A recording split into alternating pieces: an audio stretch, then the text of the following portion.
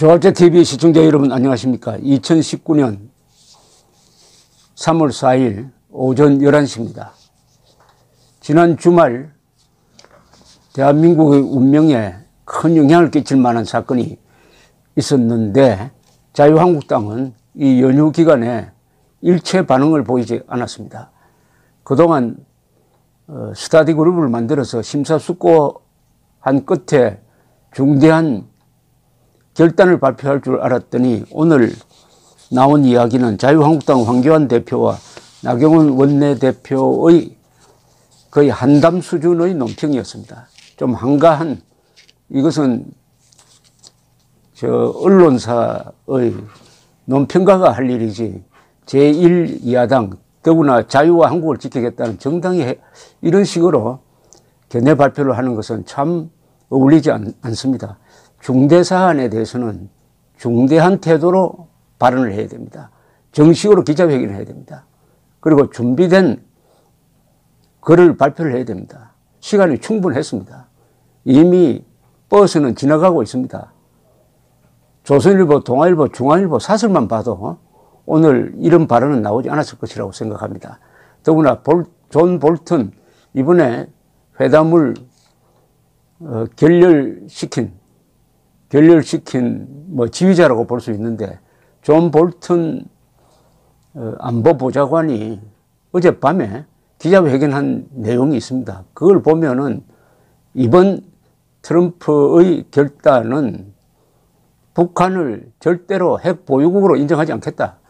북한이 완전한 핵 폐기를 해야 되고 그것이 이루어질 때까지는 제재를 더 강화하겠다고 하는 이런 선언이었습니다. 그렇다면 이것은 그동안 자유한국당이 주장했던 것과 같아요.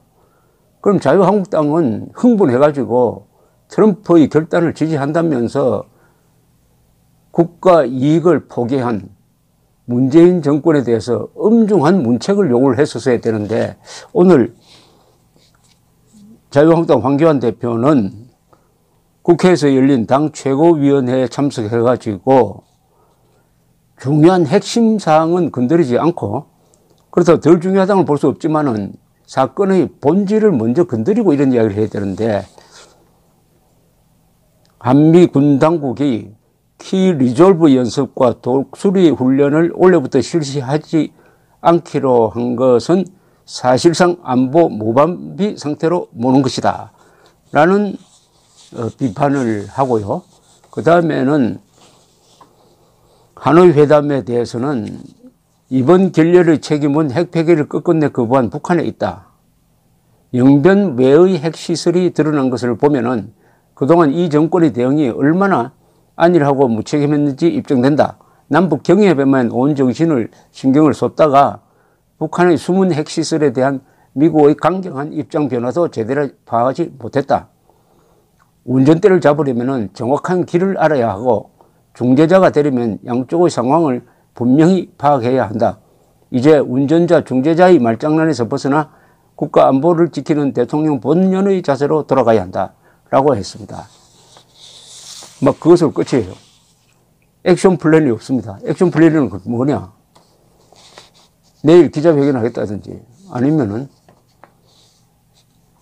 국회 청문회 국정감사를 추진하겠다든지 아니면은 그동안의 문재인 정권의 대북 정책에 대한 백서를 내겠다든지 아니면은 헌법 위반 사항을 골라가지고 헌법상의 조치를 취하겠다든지 할 일이 많지 않습니까? 구체적 할 일. 그것 없이 이렇게 논평하면 논평으로 끝나버립니다. 그럴 사안이 아니잖아요. 지금 돌아가는 이 역사적 전환점에 서 있는 그 한복판에 서 있어야 할 황교안 대표의 한가한 이야기였습니다. 나경원 원내대표는 오늘 오전에 백성주 의원이 주최한 제2차 미북 정상회담 어떻게 봐야 하나라는 토론회에 참석해가지고 조금 더 긴 발언을 했습니다. 나경원 원내대표는 최근에 이 특사단을 이끌고 미국에 가가지고 미국의 조야 인사들과 만나가지고 자유한국당 입장을 전했습니다. 뭐 핵심은 비핵화하기 전에 종전 선언하면 안 된다. 비핵화하기 전에 제재를 풀면 안 된다 하는 의견을 전했습니다. 트럼프 대통령이 그 입장에서 하노이 회담을 끝장내버렸지 않습니까? 그렇다면은 자유한국당이 하자는 대로 했는데 왜 안타깝다 하죠? 그러면 열화와 같은 지지가 있어야 될 거 아닙니까? 자유한국당은 트럼프 대통령이 잘했다는 성명서를 왜 안 냅니까? 아베 수상은 이미 이야기를 하고 미국에서도 트럼프 대통령을 그렇게 비판하던 펠로시 하원 의장 등 민주당 의원들이 트럼프 대통령 잘했다고 합니다. 잘할 때는 잘했다고 해야죠. 더구나 대한민국 국가 이익을 지킨 행위 아니겠습니까? 그런데 오늘 나경원 원내대표 이야기도 논평 수준입니다. 논평. 나쁜 합의보다는 차라리 회담 결렬이 낫지 않겠나 하는 그런 생각도 들기도 한다가 아니라 나쁜 합의보다는 국익을 지킨 회담 결렬이 좋았다라고 단정적으로 이야기해야 되는 것입니다. 나경원 원내대표는 또 이렇게 이어갔습니다. 이제 미북 회담이 결렬되고 나서 그러면 과연 앞으로 어떻게 될 것이냐에 대해서 우리는 지금 진지한 과거의 검토와 미래의 새로운 방향에 대한 논의가 필요한 시점이다. 그러면서 미국과 북한 사이에 조율하는 과정에서 한국 정부가 진정한 중개자의 역할이 아니라 북한 대변인 역할만 한 것이 아닌가 하는 의문도 든다. 영변 핵시설 외의 핵시설이 있다는 것을 알고도 이러한 전망을 하고 이러한 전개를 했다면 대국민 사기극이라고 할 수 있다. 영변 핵시설 외의 핵시설이 있다는 것을 몰랐다면 이것은 정말 외교적 무능을 자인한 것이라고 볼 수 있을 것 같다. 그런 면에서 지금까지 무엇이 잘못됐는지를 살펴보고 책임 있는 외교 안보 라인을 반드시 교체해야 한다. 그리고 책임 있는 부분에 대해서는 반드시 책임을 묻고 그 다음에 다음 스텝을 생각해야 한다. 라고 이야기를 했습니다. 책임을 묻도록 하려면은 글쎄요. 자유한국당이 어느 정도 행동을 해야 될까요? 우선 자유한국당은 이 당론을 빨리 결정을 해야 됩니다. 이럴 때 국민들이 판단의 갈피를 잡지 못하고 있는 국민들이 많으니까 거기에 가이드라인을 설정을 할 수 있는 이른바 포지션 페이퍼가 나와야 합니다. 자유한국당은 이번 하노이 회담에 대해서 이렇게 생각한다 하는 딱 정리된 한 장이면 됩니다.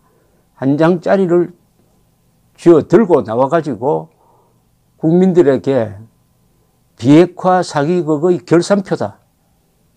이번 하노이 회담은 비핵화 사기극의 결산표다. 북한이 핵을 포기하는 전략적 결단을 내리고 경제 건설에 매진하기로 했다라고 국민을 속였던 또 그것을 전제로 해서 남북 간에 여러 가지 약속을 했던 문재인 정권의 정책은 사기로 드러났다. 라고 딱 부러지게 이야기를 했어야 됩니다. 다행히 트럼프 대통령이 북한을 핵 보유국으로 인정하는 그런 노선은 거부를 함으로써 한국은 이제 새로운 방향의 대북 정책을 결정해야 한다. 이런 과정에서 문 대통령을 포함해가지고 관련자를 우리 국민이 엄중 문책해야 한다. 라고 경고를 하고 대안을 내야죠.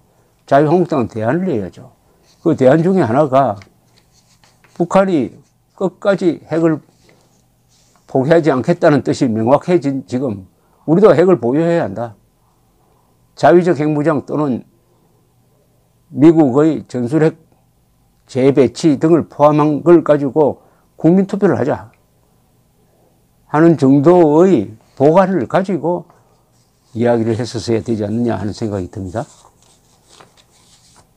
저도 연휴 때 내가 자유한국당이라면 뭘 할 것이냐 하는 이 체크리스트를 한번 적어봤습니다. 트럼프의 결단을 우선 공개적으로 지지해야 합니다. 그리고 문재인 정권이 북한의 핵 보유국 전략을 비핵화 결단이라고 속여가지고 국민을 혼란에 빠뜨리고 트럼프를 함정에 빠뜨린 점을 추궁하고 김정은에게 속았다면 관련자를 문책해야 하고 김정은과 합세하여 국민을 속였다면 이적행위 혐의로 고발, 탄핵, 국정조사, 특검 등의 조치를 취해야 합니다. 자유한국당이. 동시에 북한이 핵 폐기를 결단하고 경제 건설로 전환하였다는 것을 전제로 한 남북 간 모든 합의, 판문점 선언, 평양 선언, 남북 군사 합의서는 대한민국을 무장 해제시키기 위한 음모이므로 즉시 폐기를 요구해야 합니다. 그리고 홍준표 대표 시절에 트럼프 대통령에게 보낸 자유한국당의 공개 질문서가 있습니다. 그것을 읽고 그것을 발전시키면 됩니다. 아주 잘된 정리서입니다. 거기에 홍준표 대표가 트럼프 대통령에게 요구했던 것이 하나 있습니다. 한반도의 비핵화라고 하지 마세요. 북한의 비핵화라고 해야 된다. 바로 이번 회담에서 바로 그 일을 했습니다. 트럼프 대통령이. 즉 비핵화라는 것은 뭐냐. 우리가 추진하는 비핵화는 이런 것이다 해가지고 영문으로 한글판으로 두 개를 만들어 가지고 그것을 김정은이한테 주었다는 겁니다. 그러니까 미국이 생각하는 비핵화는 북한의 핵무기, 미사일, 독가스, 세균 무기까지를 다, 대량 살상 무기를 다 없애는 것이다. 그것 없애지 않으면 제재는 더 강화할 것이다.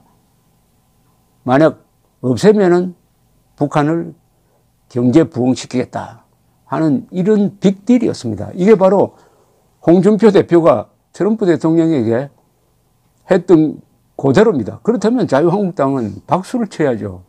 자유한국당이 바라던 대로 트럼프가 한 겁니다.